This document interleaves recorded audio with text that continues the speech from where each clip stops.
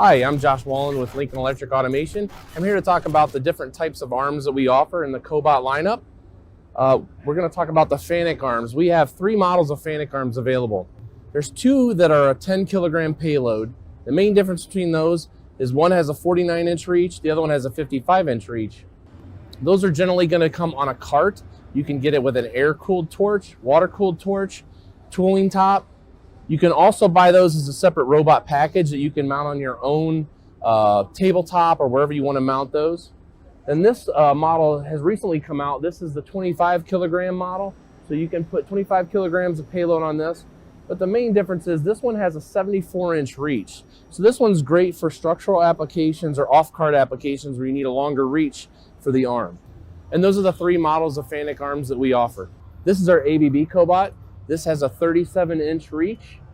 This is a very smooth moving arm. It also comes on a cart or without a cart. And this runs our exclusive Cooper app software.